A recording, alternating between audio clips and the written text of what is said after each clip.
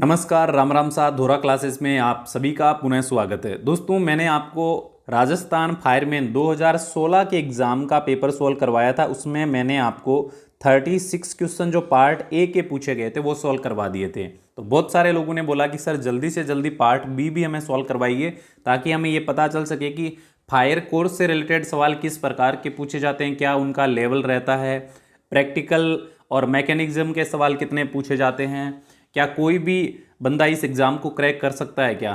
तो ऐसे बहुत सारे डाउट्स हैं आप लोगों के। तो इस सेक्शन में जो पार्ट बी में सवाल पूछे गए थे 84, ये क्वेश्चन मैं आपको सॉल्व करवाने की कोशिश करूंगा। इस पार्ट के अंदर 84 क्वेश्चन पूछे गए थे टोटल, जो कि सारे के सारे किससे रिलेटेड थे? फायर एंड सेफ्टी के कोर्स से रिलेटेड थे।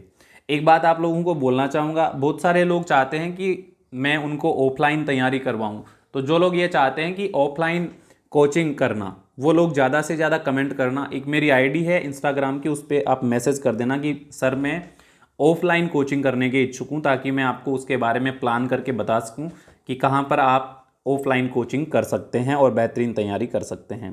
तो मेरी आईडी जो है उसको आप नोट कर लेना और इसके ऊपर आप मुझे मैसेज कर देना, ठीक है। महावीर.रेवार इस इंस्टाग्राम आईडी पे आप मुझे कांटेक्ट कर लेना, जो लोग चाहते हैं ऑफलाइन कोचिंग करना, ठीक है। क्लासरूम ऑफलाइन कोचिंग करना जो बंदे चाहते हैं वो मुझे कांटेक्ट कर लेना। और इस वीडियो के कमेंट में भी ज़्यादा से ज़्यादा आप लोग सपोर्ट करना, अगर आप चाहते हो तो मैं उसके बारे में प्लान करूँगा। चलिए तो शुरू करते हैं आज का सेशन, और जो पूछे गए सवाल थे वो सभी सॉल्व करते हैं। पूरा देखिएगा ताकि आपको ये पता चल सके कि किस लेवल के सवाल पूछे जाते हैं इस एग्ज़ाम में। देखिए, फर्स्ट क्वेश्चन आप लोगों के सामने है। जल प्रकार के अग्निशामक को कितने वर्षों में दोबारा भरा जाना चाहिए? भाई, दोबारा कितने वर्षों में भरा जाना चाहिए जो जल प्रकार का अग्निशामक होता है?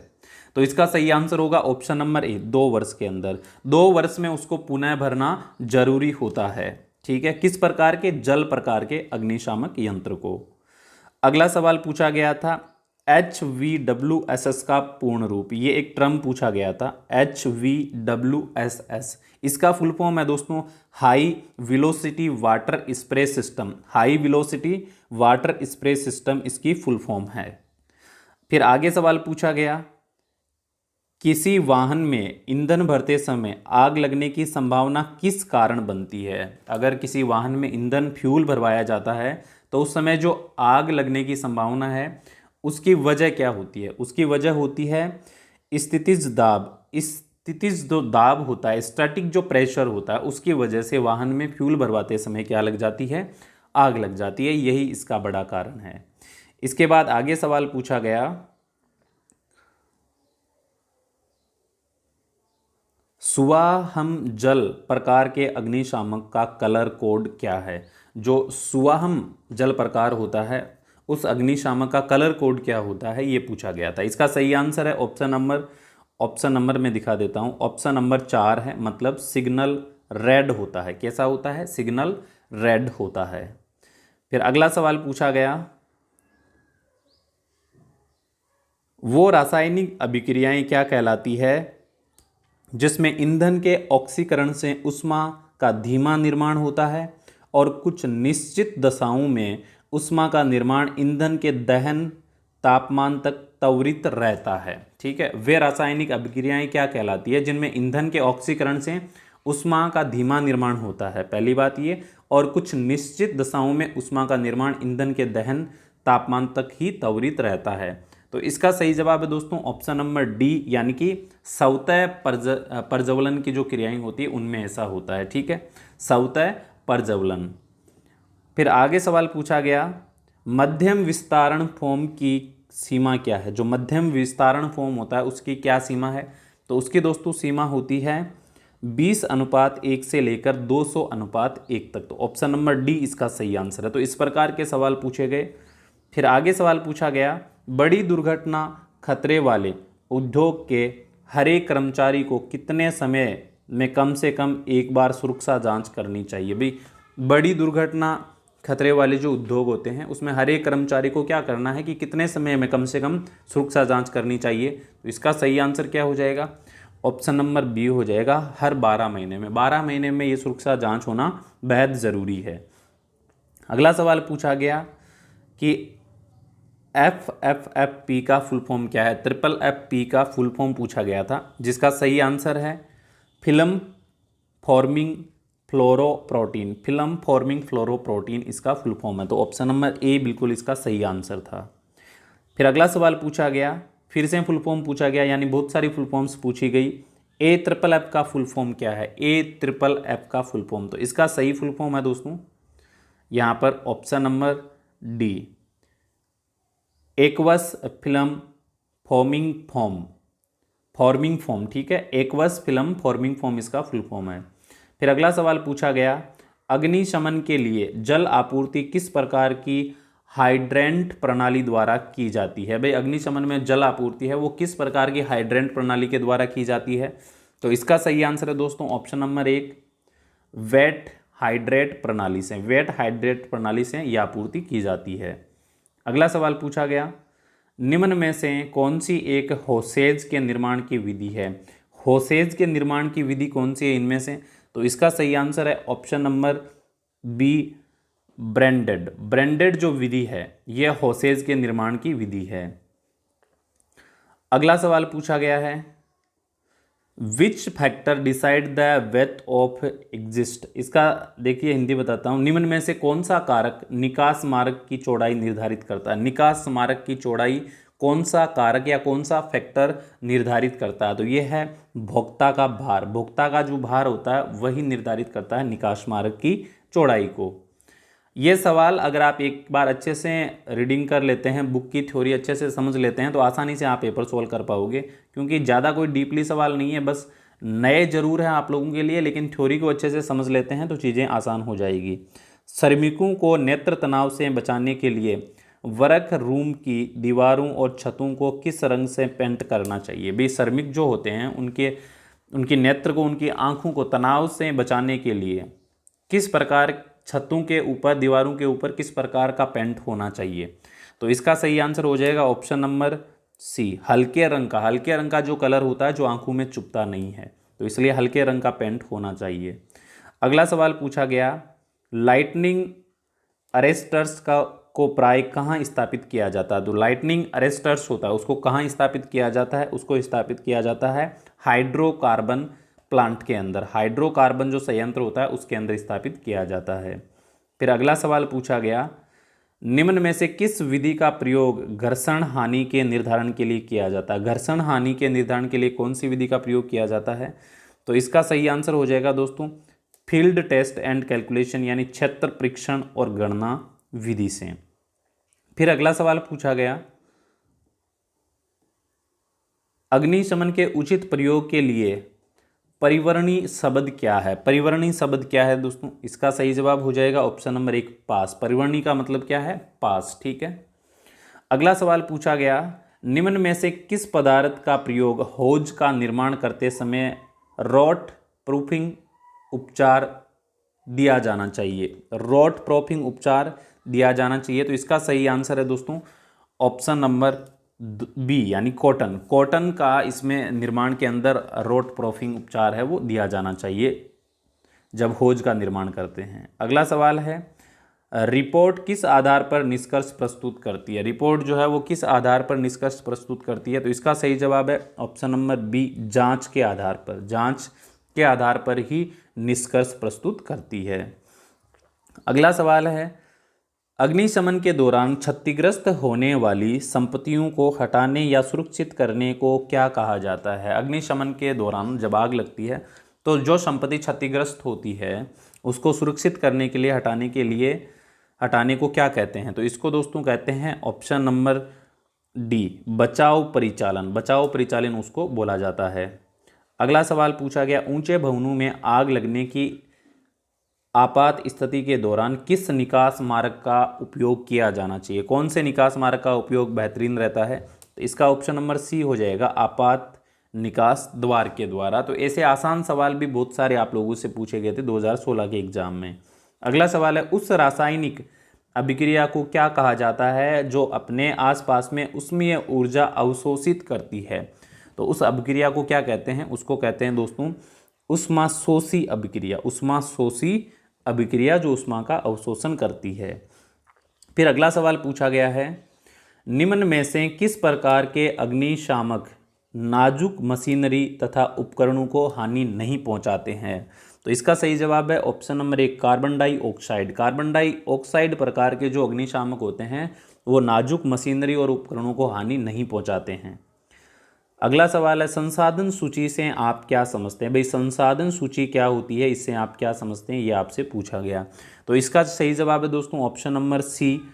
यह आपातकालीन स्थिति में आवश्यक उपकरण, आपूर्तियों तथा सेवाओं जैसे प्रमुख संसाधनों की सूची होती है। इसके बाद सवाल पूछा गया 1.2 मीटर से अधिक गहरे गर्त को क्या कहा जाता है? 1.2 मीटर से अधिक गहरा जो गर्त होता है उसको क्या बोला जाता है? तो उसका बोला जाता है सीमित स्थान। क्या बोला जाता है? सीमित स्थान। तो ऑप्शन नंबर 1 हो जाएगा। इसके बाद अगला सवाल पूछा गया आग बुझाने या नियंत्रित करने के लिए जल की आवश्यक मात्रा को क्या कहते हैं? जल की जो आवश्यक मात्रा होती है आग बुझाने के लिए या उसको नियंत्रित करने के लिए, तो उसको क्या बोला जाता है? उसको बोला जाता है न्यूनतम परिकल्पित घनत्व। ठीक है, मिनिमम डिजाइन डेंसिटी। ठीक है। इसके बाद अगला सवाल पूछा गया था यांत्रिक फायर वेंटिलेशन कैसे किया जा सकता है? यांत्रिक फायर वेंटिलेशन जो होता है वो कैसे किया जाता है, ये पूछा गया था। इसका सही जवाब था पंखे का प्रयोग करके यांत्रिक फायर वेंटिलेशन किया जाता है।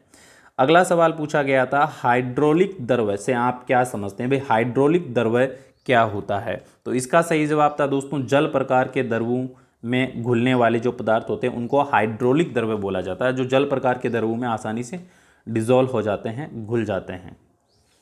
अगला सवाल पूछा गया अग्निशमन का पहला चरण क्या होता है? पहला चरण क्या होता है अग्निशमन का?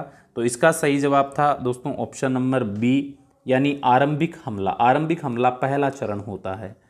अगला सवाल एसआई प्रणाली में उष्मा की इकाई को क्या कहा जाता है? जो एसआई मात्रक प्रणाली होती है उसमें उष्मा की जो इकाई होती है उसको क्या कहा जाता है?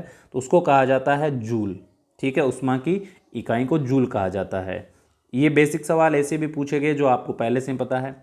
वल्कनीकृत रबर युक्त आंतरिक लाइन वाला होज होता है। क्या होता है ये? तो ये होता है दोस्तों नॉन परकोलेटिंग। नॉन परकोलेटिंग ये होता है जो वल्कनीकृत रबर युक्त आंतरिक लाइन वाला होज होता है। इसके बाद अगला सवाल पूछा गया अग्नि बचाव के अंतर्गत निम्न में से कौन सा डिक्टेटर व्यावसायिक भवनों में मानव जीवन को बचाता है? कौन सा ऐसा डिक्टेटर है जो व्यावसायिक भवनों के अंदर मानव जीवन को बचाता है, सेव करता है? तो इसका सही आंसर है दोस्तों ऑप्शन नंबर सी, स्मोक जो होता है वो मानव जीवन को बचाता है।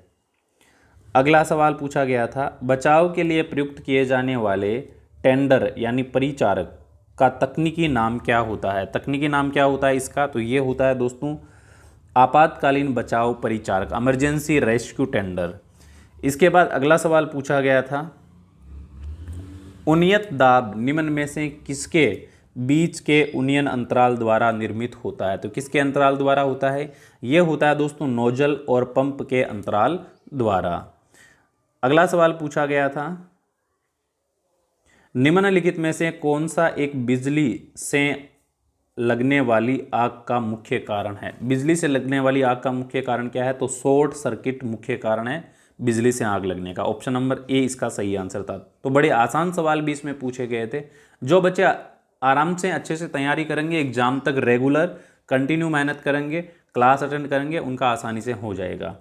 पास अग्निशामक के परिचालन की विधि है, तो इसका क्या अर्थ है?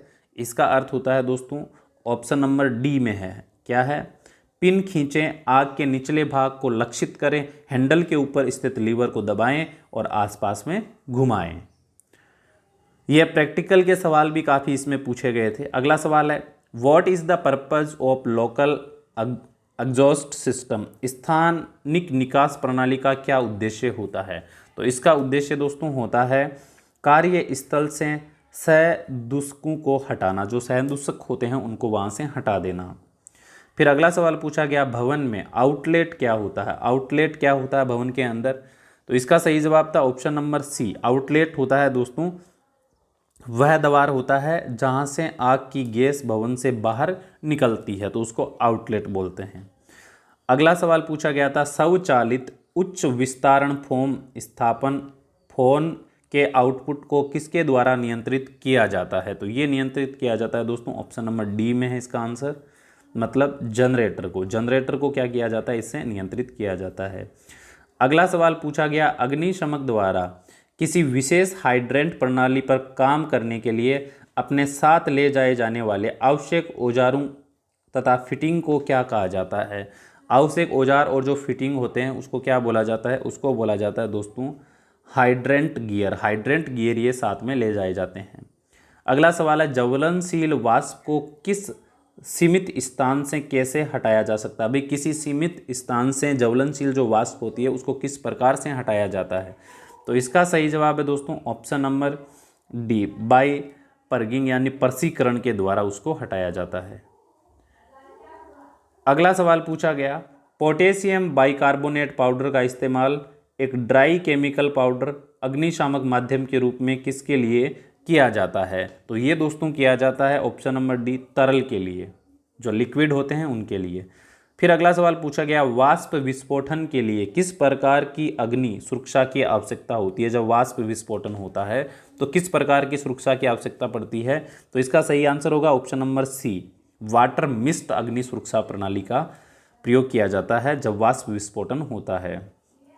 अगला सवाल पूछा गया, शून्य डिग्री केल्विन किसके बराबर होता है? तो ये दोस्तों होता है option number B, -273 degree centigrade के इक्वल होता है। अगला सवाल पूछा गया, 1 डिग्री सेंटीग्रेड के माध्यम से 1 ग्राम जल के तापमान को बढ़ाने के लिए आवश्यक ऊष्मा की मात्रा को क्या कहा जाता है? तो दोस्तों इसको कहा जाता है कैलोरी। क्या कहा जाता है? कैलोरी।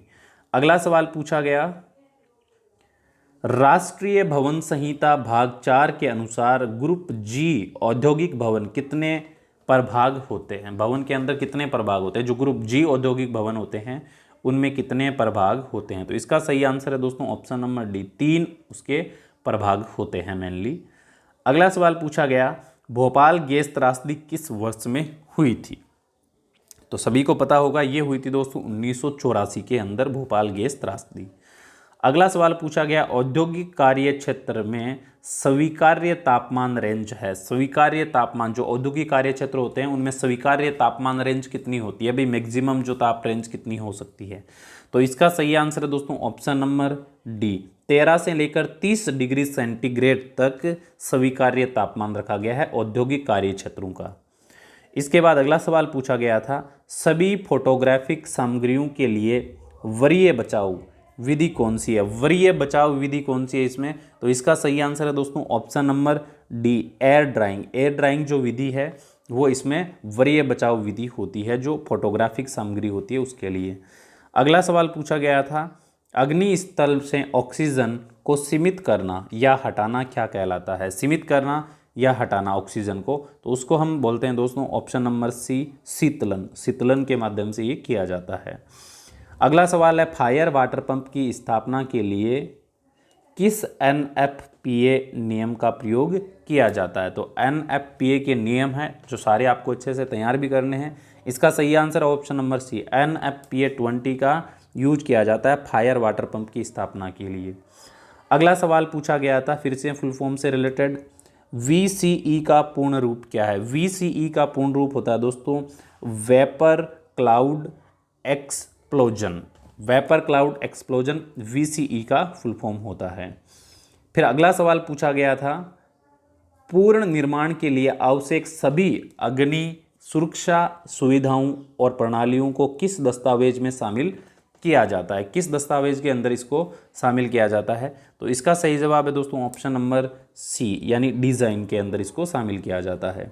अगला सवाल पूछा गया, मानक स्प्रिंकलर संस्थापन के मुख्य अलार्म वॉल्व के अनुप्रवाह के तत्काल नीचे का वॉल्व फिट किया जाना चाहिए। कैसे फिट किया जाना चाहिए? तो इसका सही आंसर है दोस्तों मुख्य स्टॉप वॉल्व पर।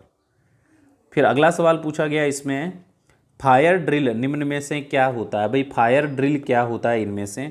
तो दोस्तों फायर ड्रिल होता है कर्मचारी को त्वरित, शांतिपूर्ण और सुरक्षित रूप से प्रतिक्रिया देने में मदद करता है ये, ठीक है, फायर ड्रिल, ठीक है।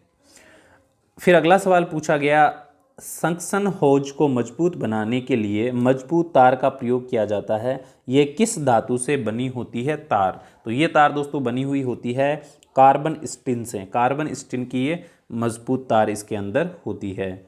फिर अगला सवाल पूछा गया, व्यापारिक भवन कि किसी भी मंजिल पर निकास द्वार तक जाने की दूरी कितनी होनी चाहिए? निकास द्वार तक जाने की दूरी कितनी होनी चाहिए जो भी व्यापारिक भवन होते हैं उनमें? तो इसका सही आंसर है दोस्तों ऑप्शन नंबर डी। डी में मैं आपको बताता हूँ इसकी दूरी कितनी होती है, 30 मीटर। 30 मीटर इसकी दूरी होनी चाहिए।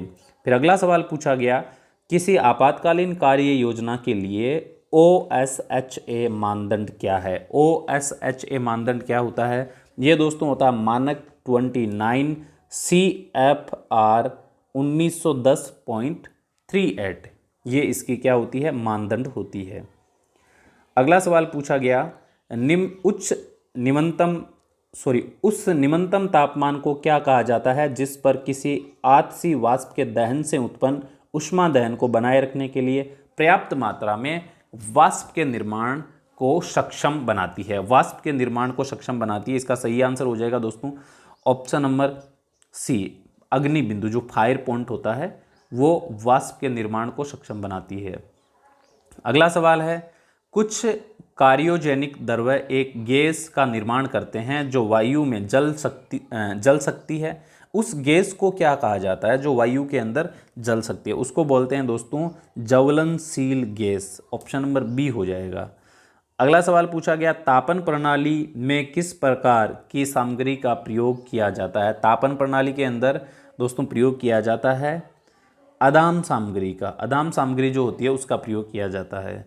अगला सवाल है, भारतीय मानक के अनुसार फ्लेम प्रूफ लाइटिंग में कितने ग्लास होते हैं? जो फ्लेम प्रूफ लाइटिंग होती है उसमें कितने ग्लास होते हैं? तो ऑप्शन नंबर 3 हो जाएगा सही। 3 तरह के उसमें क्या होते हैं?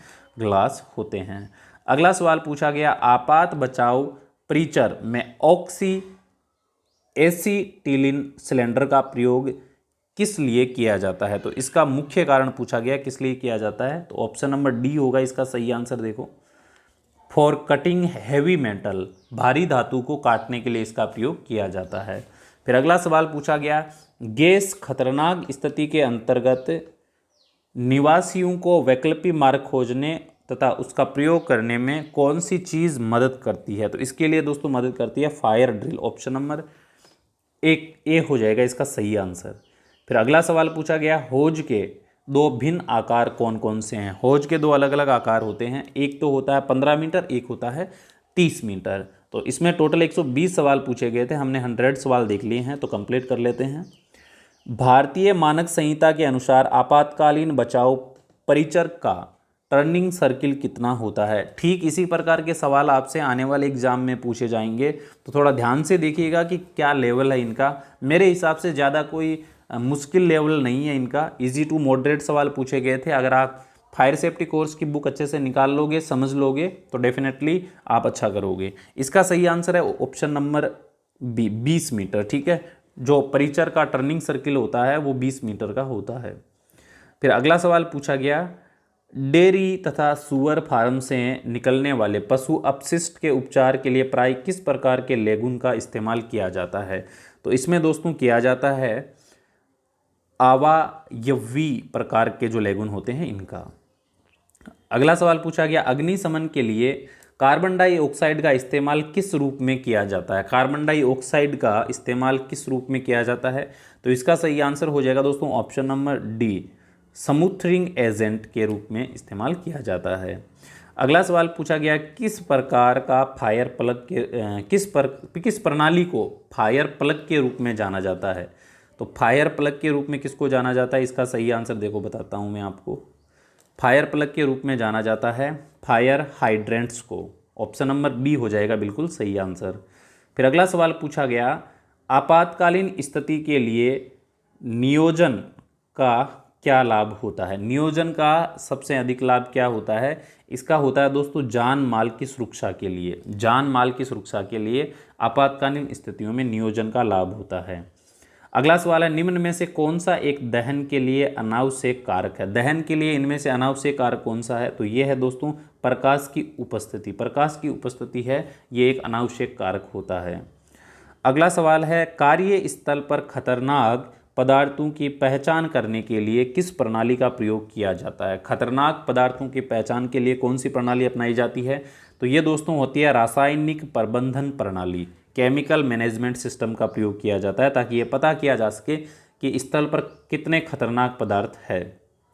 अगला सवाल पूछा गया, BSI 1990 के अनुसार खुली स्थिर पानी की टंकी को कितने समय में साफ किया जाना चाहिए? भी खुली जो पानी की टंकी होती है उसको कितने समय में साफ किया जाना चाहिए? BSI 1990 के अनुसार सवाल पूछा गया। तो इसका सही आंसर है ऑप्शन नंबर ए, 6 महीने में एक बार खुली टंकी को साफ किया जाना जरूरी है।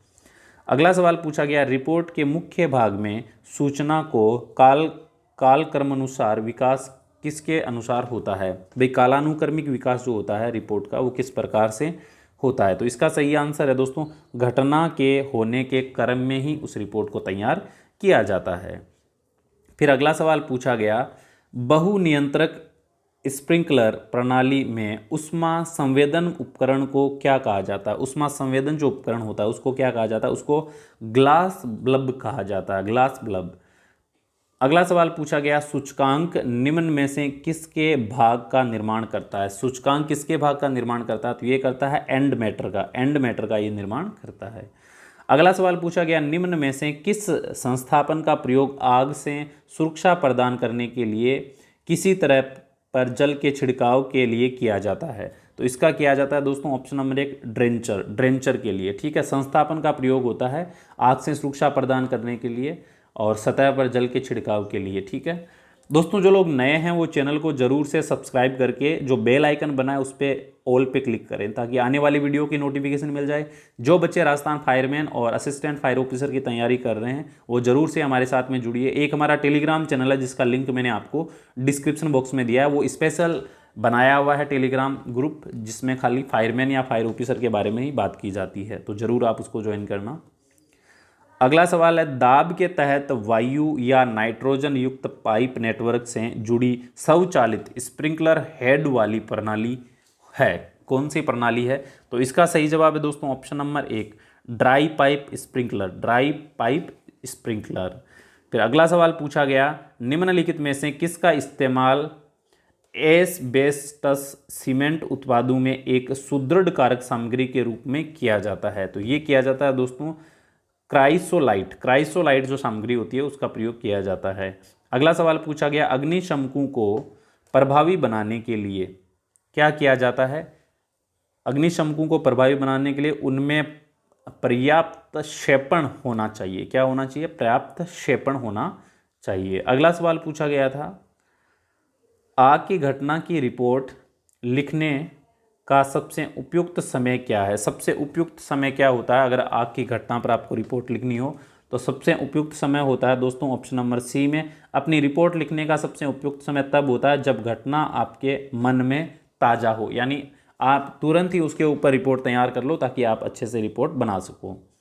फिर सवाल पूछा गया, जब फेफड़े काम करना बंद कर देते हैं तो उसे क्या कहा जाता है? जब फेफड़े काम करना बंद कर देते हैं तो उसे क्या कहा जाता है? उसे कहा जाता है दोस्तों रेस्पिरेटरी अरेस्ट, यानी श्वसन अवरोध उसको कहा जाता है। फिर अगला सवाल पूछा गया, वातन किसके नियंत्रण तथा गुणवत्ता के सुधार के लिए अपनाया जाने वाला इंजीनियरिंग नियंत्रणकारी कदम है? तो इसका सही जवाब है वायु।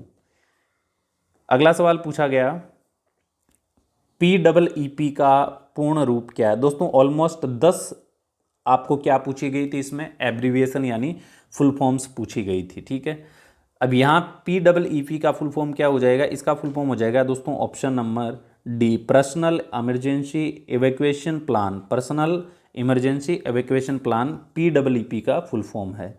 फिर लास्ट सवाल आप लोगों से पूछा गया, निम्न में से कौन सा NFPA कोड पोर्टेबल अग्निशामक से संबंधित है? तो इसका सही जवाब है दोस्तों ऑप्शन नंबर डी, NFPA 10 जो है ये पोर्टेबल अग्निशमक से संबंधित है। तो जो लोग नए हैं वो ज़रूर जुड़िए हमारे साथ में, और जो लोग ऑफलाइन क्लास लेना चाहते हैं, जो लोग ऑफलाइन तैयारी करना चाहते हैं, वो ज़्यादा से ज़्यादा इस वीडियो के सेक्शन में कमेंट करें और ज़्यादा से ज़्यादा मुझे इंस्टाग्राम पे मैसेज करें। इंस्टाग्राम की आईडी में फिर से आपको बता देता हूँ, MAHAVEER REWAR, इसके ऊपर आप मुझे मैसेज कर देना और हम आगे का प्लान करें। जो बच्चे ऑफलाइन तैयारी करना चाहते हैं, बहुत सारे ऐसे बच्चे हैं जो मुझे रेगुलर मैसेज कर रहे हैं कि सर आप ऑफलाइन कोचिंग कब से स्टार्ट करवाओगे। तो जो लोग इच्छुक हैं वो ज़्यादा से ज़्यादा मुझे मैसेज करें ताकि मुझे ये पता चल सके कि भाई कितने लोग ऑफलाइन तैयारी करना चाहते हैं। चलिए, थैंक्स फॉर वॉचिंग। मिलेंगे दोस्तों अगले वीडियो सेशन में, तब तक के लिए सभी को जय हिंद।